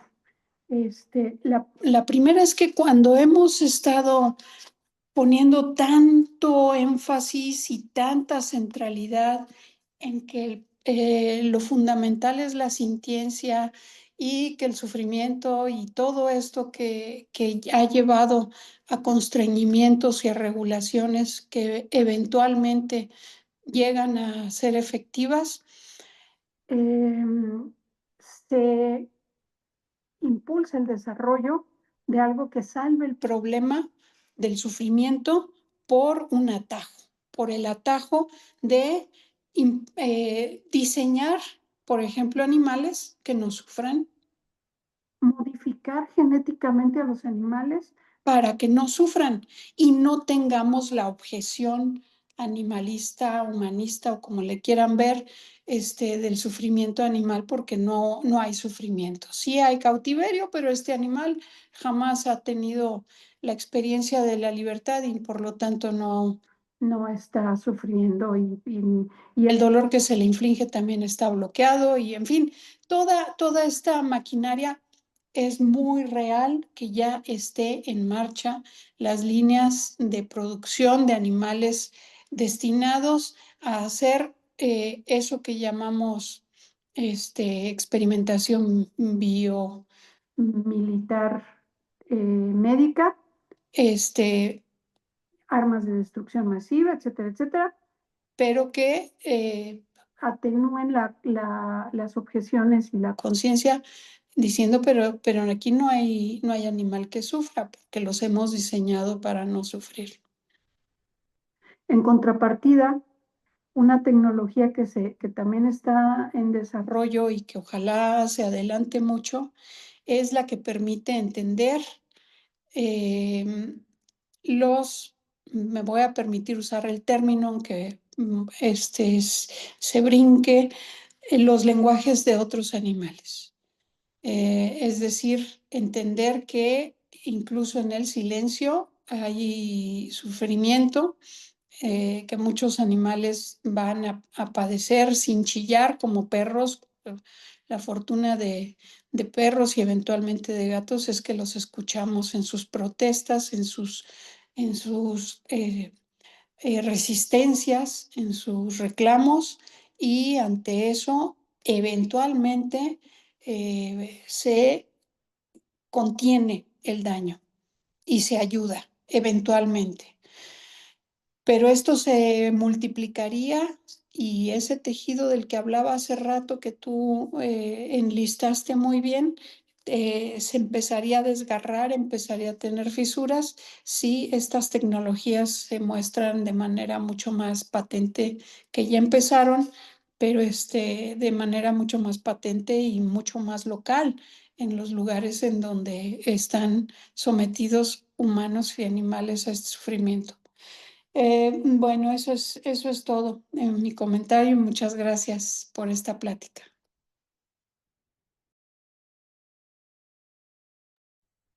Ok, Miquel, si quieres dar respuesta a a la doctora Cristi y posteriormente, Fernando, continuaríamos con su participación. Vale, muchas gracias, Víctor, y muchas gracias, Ana Cristina, por supuesto, por todos los comentarios que has realizado y por la atención. Es un honor, por supuesto. Estoy de acuerdo contigo en general que hay cosas que yo he incluido como en problemas psicológicos y que quizás, o desde luego, tienen un componente estructural que no son exclusivamente individuales y que están completamente condicionados probablemente por la educación o por otro tipo de estructuras sociales, ¿no? Entonces, en este sentido, estoy de acuerdo. Me parece un buen punto que muchos problemas de este tipo no son solamente individuales o de la mente de un individuo, sino que también son cuestiones sociales o estructurales. Luego, lo que planteabas, muchas gracias por la sugerencia del tiempo y de la ontología del tiempo y Bergson. La verdad es que yo de metafísica y de ontología no controlo mucho y de Bergson no controlo absolutamente nada. Pero te agradezco mucho la sugerencia y desde luego esa analogía fuerte que se hace entre la distancia espacial y la distancia temporal es cuestionable y seguro que hay muchas cosas fascinantes en la metafísica del tiempo, que como digo es un campo que me resulta completamente ajeno, pero en el que es interesante introducirse y del que se pueden sacar cosas relevantes, quizás para cuestionar o quizás para reforzar la analogía, ¿no? Pero bueno, echaré un vistazo al tema y muchas gracias por la sugerencia, aunque ya te digo que no soy un gran conocedor de cuestiones ontológicas ligadas con el tiempo. Y me ha parecido interesante lo que has comentado de que va en el futuro, quizás vamos a poder o se va a poder decidir, un individuo va a poder decidir cuándo nace. No sé, me resulta una idea interesante, pero extraña. Quiero decir, sí creo que obviamente, bueno, ya se hace en la actualidad, ¿no? También, o se puede planificar, no hace falta tecnología tampoco para esto, pero podemos decidir o más o menos planificar cuándo hacer que nazca un individuo, pero que el propio individuo decida cuándo va a nacer él o ella, me parece una idea interesante, pero algo extraña. Aunque quizás con la inteligencia artificial y si considera, claro, esto nos plantea la cuestión de la identidad y de qué es un individuo, pero si conseguimos hacer copias de nosotros mismos que podamos cargar en ordenadores o si podemos cargar nuestra mente en un dispositivo electrónico y hacer duplicados de nosotros mismos, entonces, y consideramos a esos nosotros mismos como parte nuestra o de nuestra identidad, pues entonces quizás sí podamos decidir cuándo nacemos, pero bueno, no lo sé, es una idea interesante y que creo que desde luego con la inteligencia, con los desarrollos de la inteligencia artificial va a haber cosas que vamos a poder hacer en el futuro que en la actualidad nos parecen increíbles o difíciles de creer, ¿no? Y para finalizar con lo de respecto a las dos tecnologías que mencionabas, creo que está muy, muy bien traído y que son dos tecnologías completamente relevantes y que, como bien me ha parecido que señalas, tienen sus riesgos, ¿no? Por un lado, la creación de animales que no sufran, claro, desde la perspectiva de una ética que se preocupe exclusivamente por el sufrimiento, pues la creación de animales que no sufran parece algo positivo, ¿no? Porque, bueno, pues si tenemos un animal que no sufre y que podemos criar para consumirlo como comida o para hacer experimentos con él o con ella, pues entonces, ¿cuál es el problema moral si lo único que nos preocupa es el sufrimiento? Y si ese individuo no es capaz de sufrir, pues entonces parece que se elimina el problema moral, ¿no? Como tú bien has planteado. Aunque, por supuesto, podemos primero cuestionar que esto sea posible, aunque quizás sí es posible, y luego además podemos preocuparnos también por cuestiones adicionales aparte del sufrimiento, ¿no? Es verdad que yo he incidido mucho en el sufrimiento y que he tirado bastante pues, de autores como Binding, que consideran que el problema del sufrimiento extremo es el problema prioritario, el más importante, pero hay más cosas importantes aparte del sufrimiento, ¿no? Y cuando yo he presentado o he dicho, bueno, deberíamos conceder prioridad a la reducción del sufrimiento, por ejemplo, en comparación con la promoción de la felicidad, eso no quiere decir que la promoción de la felicidad sea irrelevante o que no tengamos que ocuparnos en ningún caso de la promoción de la felicidad, ¿no? Sino que simplemente deberíamos conceder prioridad al sufrimiento. Pero la creación de animales mediante modificados biotecnológicamente que no sufran es algo en lo que, como hubieras comentado, se está trabajando ya de forma bastante seria y que puede ser algo bastante preocupante o que puede ocasionar daños a los animales más allá del sufrimiento. Esos daños, si existen daños, aparte de los sufrimientos o de las experiencias que sean moralmente relevantes, pues es una cuestión fascinante, ¿no? Entonces, creo que está muy bien traído lo de la tecnología de crear animales que no sufran y también lo del lenguaje de otros animales. No sé si esto va a ser positivo o negativo, pero sé que ya hay proyectos de investigación que tratan de mejorar o de aprender los lenguajes de los animales empleando inteligencia artificial y de comunicarse con los animales empleando herramientas de inteligencia artificial. La verdad es que no sé muy bien por dónde van los proyectos o en qué consisten los proyectos. Sí he trabajado un poco las discusiones, las cuestiones de si los animales poseen lenguaje o no poseen lenguaje. Es obvio que los animales se comunican, ¿no? Esto, que yo sepa, no lo pone nadie en duda, pero si los animales poseen lenguaje o no y qué es un lenguaje, etcétera, pues aquí hay cuestiones interesantes que discutir. Pero creo que la tecnología probablemente, o al menos algunos optimistas, consideran que nos va a permitir comunicarnos mucho mejor con los animales o aprender los lenguajes de los animales y comunicarnos con ellos. Y bueno, si esto va a ser positivo o negativo, pues la verdad es que no tengo ni idea, pero estoy de acuerdo contigo en que los silencios o el lenguaje no es todo lo que hay y que puede haber mucho sufrimiento aunque no se exprese mediante lenguaje, sea humano o animal. No sé si he contestado en la medida de mis capacidades y conocimientos a las cuestiones que has planteado, pero pues si no lo he hecho, me lo puedes decir y podemos ver tranquilamente, ¿eh? Puntualmente. Muchísimas gracias por tu respuesta. Muchas gracias a ti por el interés y por la participación, por supuesto. Ok, adelante, Fernando. Gracias, Víctor. Miquel, yo tengo algunas preguntas y algunos comentarios. Por ejemplo, lo que es el masoquismo, donde el sufrimiento se convierte en felicidad para algunas personas, ¿verdad? Lo disfrutan, lo practican, etcétera. Ahora, tocaste el tema del bien o el mal de hoy. Yo opino que será lo mismo para el futuro, para las nuevas generaciones, tanto para la vida humana como para la vida animal, ¿verdad? Pero también hay que tomar en cuenta lo que es donde vivimos ambos, nuestro entorno, nuestro planeta, ¿verdad? Donde nosotros mismos nos lo estamos acabando, estamos afectándolo con todo lo que hacemos o lo que dejamos de hacer. Nos encontramos hoy en día también con lo que es el maltrato animal, la violencia familiar, ¿verdad? Y dentro de lo que es la vida animal, por la subsistencia del más fuerte contra el más débil, que también es parte de su alimento, es parte de su subsistir, salir adelante, y que a veces es de una manera muy, pues, atroz, ¿verdad? Que dices, oye, esto está muy impactante, el ver cómo un león destroza un ciervo, por ejemplo, un búfalo, pero es parte de la naturaleza animal, que no lo podemos evitar. Ahora, yo tomando en cuenta lo que son los principios, yo soy doctor en bioética, lo que son los principios bioéticos, y principalmente me enfoco en dos, el de beneficencia y el de no maleficencia, ¿verdad? Yo también lo reforzaría con lo que son los valores hoy en día, porque yo como humano no puedo hacer de lado lo que es la moral, lo que es la religión, ¿verdad? Lo que es la ética, precisamente para tratar de beneficiar a los demás, porque los demás son personas como yo, a diferencia de los animales que no son seres razonables, sino actúan por instinto nada más, ¿verdad? Y pues otra cosa, yo concluiría algo muy sencillo. Hay que pensar en lo que no pensamos. Hoy en día la inteligencia artificial es muy buena si se aplica para hacer el bien, pero la inteligencia artificial también se puede utilizar como se está utilizando para hacer el mal.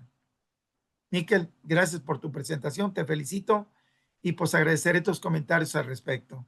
Y gracias, Víctor, también por la oportunidad de tomar la palabra. Gracias. Soy de Monterrey, Nuevo León, México, ¿verdad? Gracias, doctor Fernando. Eh, Vale.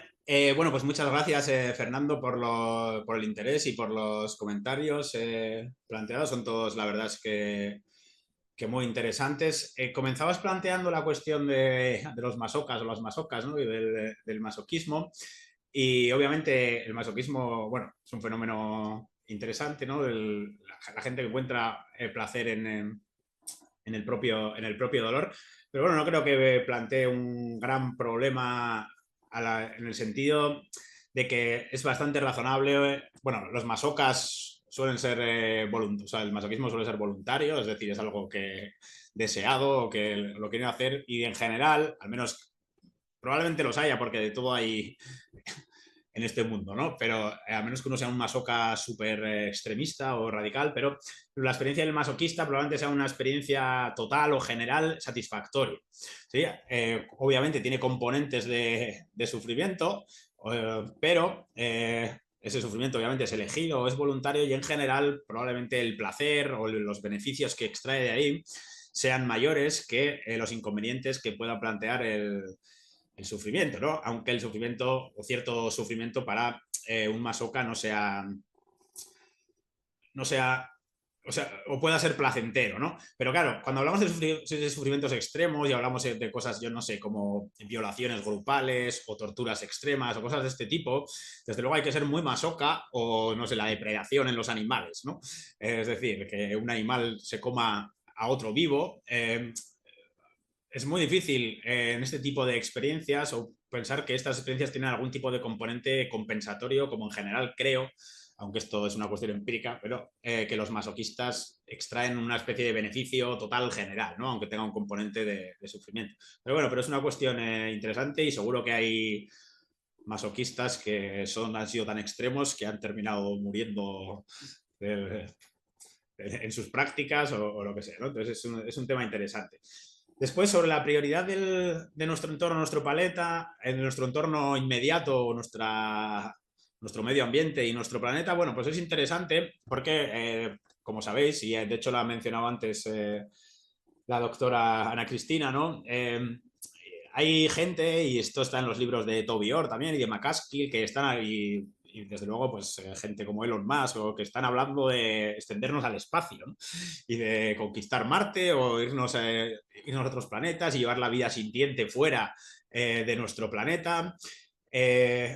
Y claro, eso plantea, desde el punto de vista de la ética del sufrimiento y de los puntos de vista que yo he defendido en esta charla, plantea riesgos enormes, porque es posible que si conseguimos conquistar otros planetas y hacemos que nuestra civilización, en fin, o que los seres sintientes se multipliquen todavía muchísimo más y vayan mucho más a otros, y vayan a otros planetas y vivan su duración en el tiempo, se extienda muchísimo más, pues que haya a nivel astronómico, si se quiere, cantidades de sufrimiento muchísimo mayor, ¿no? Entonces, a bote pronto, yo estaría de acuerdo con lo que planteas. Creo que deberíamos priorizar nuestro entorno o nuestro planeta y preocuparnos por eso antes de intentar preocuparnos o intentar extendernos o conquistar o llevar nuestra civilización o lo que sea a otros planetas.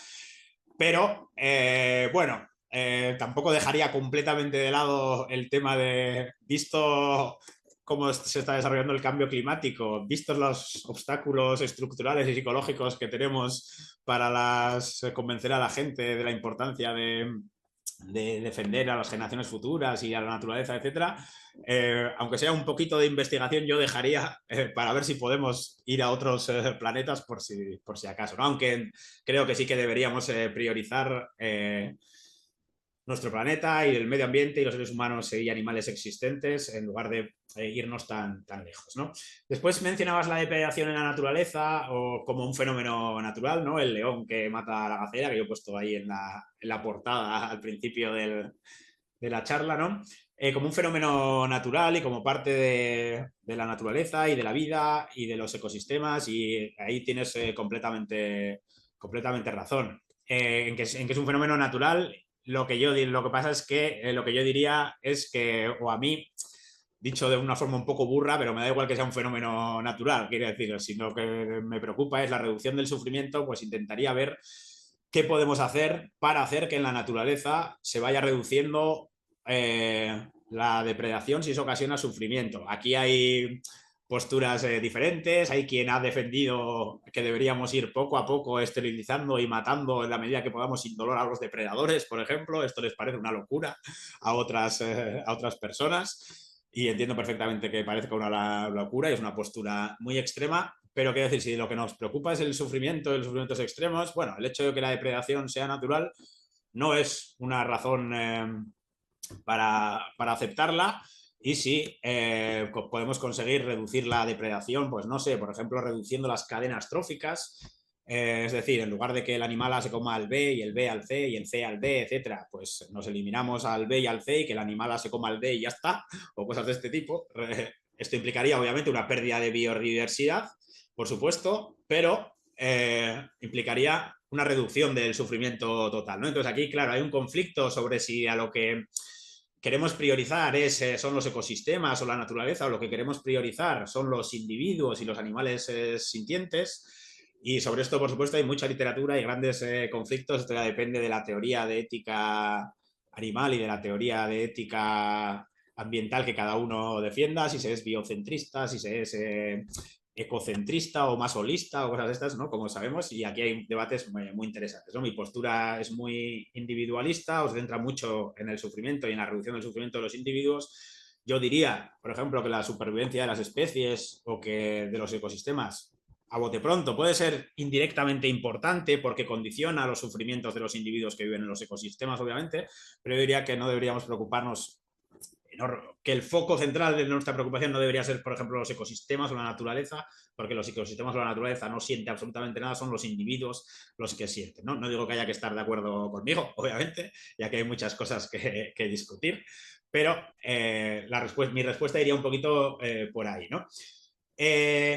Después, bueno, has mencionado que los animales, que esta es una visión típica, ¿no? Y típica, y no digo que sea incorrecta, pero que los animales se comportan por instinto, mientras que los seres humanos tenemos razón. Bueno, sobre esto hay grandes discusiones, como sabemos todos y todas, y qué es racional o qué no es racional, pues el concepto racional es un concepto sobre el que podemos discutir muchísimo, pero bueno, según cómo defendamos o cómo definamos, perdón, el concepto, claramente podemos concluir que muchos animales poseen un comportamiento racional. La tesis de que los animales se comportan exclusivamente por instinto, yo creo que hay que definir, porque por instinto es una especie de paraguas en el que se meten un montón de comportamientos que pueden ser muy diferentes, pero creo que tenemos buenas evidencias para concluir que al menos hay ciertos o unos cuantos animales cuyo comportamiento es cognitivamente bastante sofisticado y que no es un comportamiento mecánico o automático. Entonces, sobre esto hay mucho que discutir, pero en cualquier caso yo diría que esas capacidades son moralmente irrelevantes. Es decir, que la racionalidad es moralmente irrelevante, nadie merece ser tratado mejor o peor, o nadie merece mayor consideración moral o menor por ser más racional o menos racional o por poseer ciertas capacidades cognitivas y no otras. Aunque, como digo, no digo que haya que estar de acuerdo contigo. Esto es controvertido. Y para finalizar, me ha parecido muy interesante y muy bien traído lo de pensar en lo que no pensamos y cómo la inteligencia artificial se puede utilizar para hacer el bien y para hacer el mal, por supuesto. Y de hecho, creo que ese es un gran riesgo, ¿no? La inteligencia artificial va a traer cosas muy buenas, pero la inteligencia artificial también plantea grandes riesgos y se puede utilizar para hacer cosas muy malas, o yo qué sé, para hacer atentados terroristas o guerras más eficientes, ¿no? Por ejemplo. Y eso puede ocasionar enormes sufrimientos. Y de hecho, hay otro problema, aunque esto es algo ya bastante, o algunos piensan bastante ciencia ficción, pero bueno, es un problema clásico de filosofía de la mente, ¿no? Si las máquinas piensan y si las máquinas van a ser capaces algún día de tener conciencia y de sentir, etcétera. Y Bauman, McCaskill, Toby Ord y otros consideran un problema potencial si la inteligencia artificial consigue desarrollar sintiencia, algo que, como digo, algunos pueden pensar que es de ciencia ficción, pero bueno, otros en filosofía de la mente consideran que es algo plausible. Pues entonces existe el riesgo de que los sufrimientos se multipliquen enormemente, porque nos tendremos que preocupar también de la sintiencia de la inteligencia artificial y del sufrimiento de la inteligencia artificial. No digo que esto vaya a pasar o sea posible, pero hay quien lo considera posible. Pero está muy bien traído lo de pensar en lo que no pensamos y los riesgos que plantea la inteligencia artificial. Así que muchas gracias por los comentarios y por el interés. No sé si he respondido adecuadamente o estás satisfecho, pero si no, me lo puedes decir tranquilamente, sin ningún problema. Y comentamos. Muchas gracias, Miquel. Muy amable de tu parte. Gracias. ¿Alguien más que quiera hacer una pregunta? Si no, yo voy a hacer también una pregunta. Bueno, más allá del escenario futurista que has presentado, o que se ha presentado en esto, a mí me surge una inquietud, ¿no? Que no espero que la respondas y la resuelvas y nos digas cómo, ¿no? Pero ponerlo ahí sobre la mesa. Hay la idea de que pues hay que ayudar a los animales en la naturaleza, pero también está la idea de cómo hacer que no haya una improntación, es decir, que el animal lo ayudemos de tal manera que se vuelva dependiente de esa ayuda y no quiera eh, continuar, digamos, con su linaje natural de sus prácticas de cacería o de alimentación o incluso hasta de cuidado de las crías. No sé si fui claro, Miquel. Sí, muchas gracias, Víctor, por el comentario y por el interés. Y fuiste muy claro y es un problema, una cuestión muy interesante y bastante problemática o difícil de resolver, ¿no? Yo creo que esto depende bastante, nuevamente, como le he comentado en la respuesta a Fernando, ¿no? De dónde pongamos el foco de lo importante, ¿no? O de lo que nos importa. Claro, es inmoral o malo o negativo, no sé, que volver a ciertos animales dependientes y que pierdan, vamos a decirlo, su naturaleza, ¿no? O lo que sus comportamientos típicos de especie, ¿no? ¿Es malo?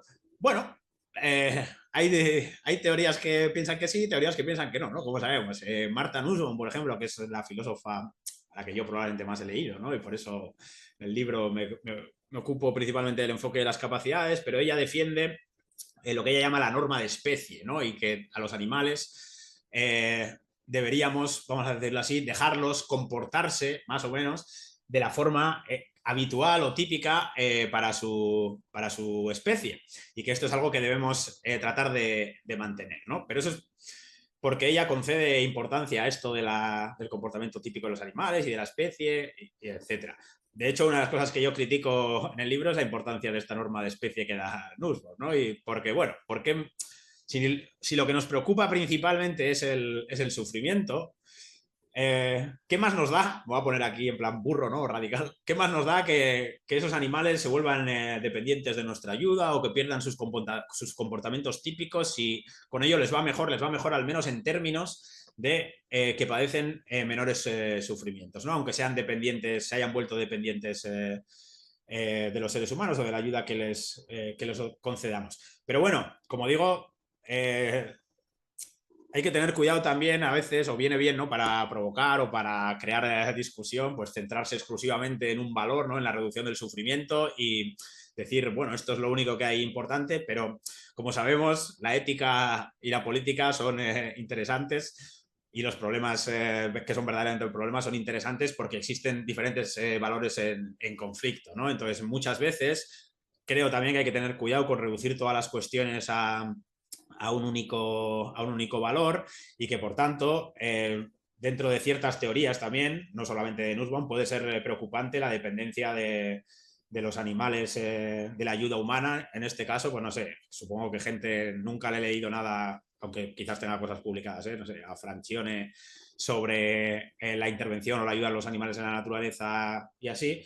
Pero supongo, Francione es alguien que ha criticado mucho, ¿no?, la dependencia o cómo hacemos a los animales dependientes nuestra, y supongo que hay obviamente otros enfoques teóricos no tan centrados quizás en las experiencias subjetivas o en la sintiencia o en el sufrimiento, que puedan considerar que hacer dependientes a los animales salvajes de nuestra ayuda pues sea inmoral. Entonces creo que es un punto muy interesante sobre el que se podría discutir, por supuesto, muchísimo. Desde el punto de vista de la teoría principal que yo he presentado aquí, que es la reducción del sufrimiento, no parece algo demasiado preocupante, sería algo, bueno, si los animales les va bien porque sufren menos, pues qué más da que sean dependientes, pero obviamente se pueden plantear muchas objeciones a esto. No sé si he contestado a lo que planteabas o quieres comentar algo más, sin ningún problema.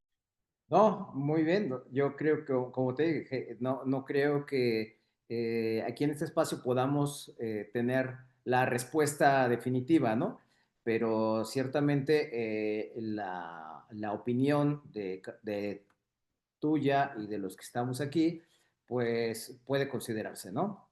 Tenemos a Lupita Torres. Adelante. Muchas gracias. Yo realmente agradezco la generosidad del ponente de traer a la luz estos temas tan relevantes. Realmente hace mucha falta escucharlos, ¿no? Traerlos siempre a nuestra realidad. Y respecto a este tema, pues que se le puede ver desde muchas aristas. Lo que yo, bueno, primero me presento, soy docente de la Universidad Autónoma del Estado de Hidalgo. Yo doy clase de etología y bienestar animal. Mi línea de investigación es básicamente evaluar bienestar animal en animales de producción. Y estamos ahorita también haciendo algunos estudios sobre la percepción del bienestar animal, de las capacidades de sintiencia y conciencia en estudiantes, y algunas cuestiones que necesitamos saber de la eficiencia de nuestro programa educativo respecto a al asunto animal. Respecto a este tema que se comentaba de si nuestra obligación moral es disminuir el sufrimiento, y a veces nos planteamos, bueno, ¿qué más da cómo se haga? El chiste es reducir el sufrimiento. Yo me planteo una cuestión que justo en la mañana estaba escuchando de una bioeticista excelente acá en México, la doctora Betty Banda de la UNAM. Seguramente algunos pues la han escuchado. Y ella decía, bueno, la cuestión es que seguimos con el especismo, ¿no? O el hombre o el humano está interesado en reducir el sufrimiento del animal a costa de seguir eh, llenando nuestros intereses, nuestros intereses de especie. Por ejemplo, el caso de las aves, ¿no? Que se les hizo ciegas para reducir la frustración un poquito, que está en contra de su naturaleza. Sin embargo, pues sí, quizás se redujo el sufrimiento, pero ese sufrimiento o esa reducción del sufrimiento, pues fue para seguir em, abonando a los intereses de nuestra especie. Entonces yo me pregunto hasta qué punto eso es moral. Y bueno, tengo muchas dudas al respecto. Obviamente yo les pido una disculpa desde la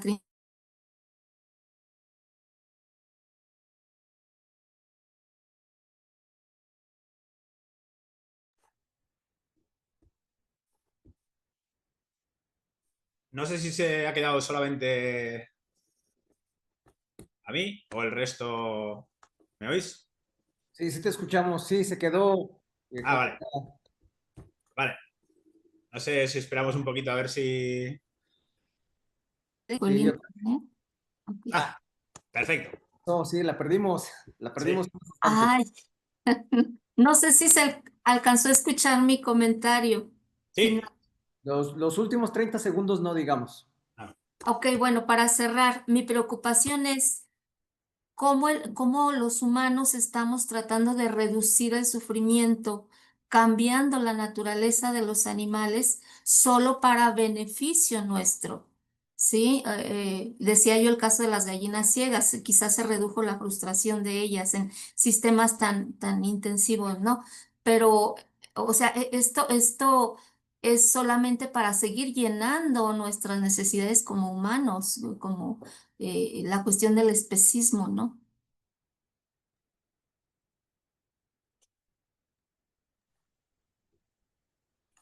Sí, vale. Bueno, muchas gracias, Guadalupe, por el comentario y por el interés. Sí, como comentas, los seres humanos seguimos con el especismo y esto, desde mi punto de vista, obviamente es injusto e inmoral. Yo creo que deberíamos rechazar el especismo porque es una discriminación que es moralmente injustificable y desde luego los seres humanos pues somos antropocentristas, ¿no? O tendemos a considerar nuestros intereses como los intereses más importantes que existen o que nuestros intereses merecen prioridad. En este sentido, hacemos cosas o les hacemos cosas a los animales que las hacemos también para reducir sus sufrimientos, lo que comentabas de la ceguera, ¿no? Pero lo hacemos porque nos resulta beneficioso o para promover nuestros propios intereses en la investigación o para que esos animales pues sean más manejables o lo que sea, ¿no?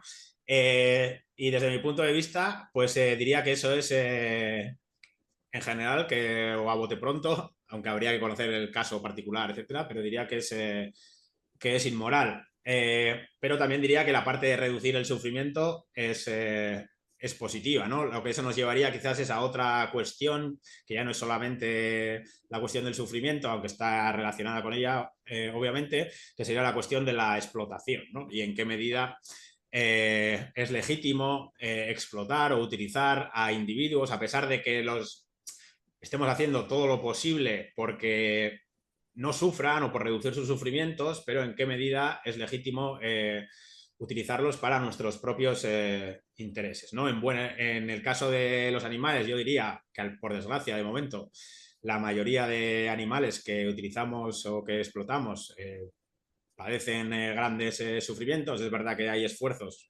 tanto en la ganadería como en la experimentación con animales, etcétera, para tratar de reducir esos sufrimientos, pero probablemente la forma más simple y sencilla de evitar o de reducir esos sufrimientos sea simplemente acabando con las prácticas que los explotan o que implican esos sufrimientos. Entonces, en ese sentido, yo diría que es en general más o menos inmoral, pero me crean más problemas la visión todavía ficticia, pero que planteaba Ana Cristina, por ejemplo, si consiguiéramos crear a un animal que funciona o se comporta exactamente igual que lo haría un animal sintiente, pero que carece completamente de conciencia o de capacidad de sentir. Entonces, en ese caso, yo diría, así a bote pronto, sin haberlo pensado mucho, pero que su utilización sería moralmente irrelevante. Algo que no siente ni padece absolutamente nada, pues lo podemos tratar como nos dé la gana, ¿no? Como cosa. Como cosa, eso es. Lo que pasa es que los animales con los que trabajamos, investigamos y se emplean en la ganadería en la actualidad no son cosas, son seres vivos, muchos de ellos con capacidad de sentir experiencias positivas y negativas y por tanto creo que está bien que haya prácticas para reducir los sufrimientos en la ganadería, en la experimentación con animales, etcétera, pero creo que sería mejor acabar con esas prácticas porque eso implicaría acabar con esos sufrimientos. Pero bueno, es un problema y una cuestión interesante, pero tienes toda la razón que seguimos con el especismo y con el antropocentrismo y que incluso muchas veces nuestro deseo de reducir los sufrimientos de los animales tiene una motivación antropocéntrica detrás que es que nos beneficia a nosotros para ciertos intereses, ¿no? De investigación o de hacerlos más manejables en la ganadería los animales o lo que sea. Sí. Claro, muchas gracias. Gracias a ti. Pues estamos sobre el tiempo. Comentarles que la doctora Brenda ya nos compartió en el chat el link para quienes gusten ver la sesión que hubo con Arturo Berlanga y bueno, pues también de alguna manera manifestarle nuestro apoyo. Me permito entonces ahora hacer entrega virtual. A ver, vamos a ver si se ve. ¿Sí se ve mi pantalla? Sí se ve. Ok. Déjenme mover por aquí, a ver si puedo mover esto para que se vea mejor. Ok. Bueno, hacemos la entrega virtual por parte de la Universidad, la Universidad Autónoma de Aguascalientes, el Grupo de Investigación en Derecho Animal, la Asociación Movimiento Ambiental y la Universidad Michoacana de San Nicolás de Hidalgo, que somos los coorganizadores de este seminario. Me permito leer el documento. El Seminario Permanente de Ética Ambiental y Animal otorga el presente reconocimiento al doctor Miquel Torres Aldave por su participación como ponente en la 32ª sesión del seminario con el tema Reducir los sufrimientos extremos de las generaciones presentes y futuras, aspectos éticos y psicológicos. Dictada esta conferencia el 12 de septiembre de 2025 y bueno, tenemos como sede de este seminario la ciudad de Aguascalientes y la Universidad Autónoma de Aguascalientes.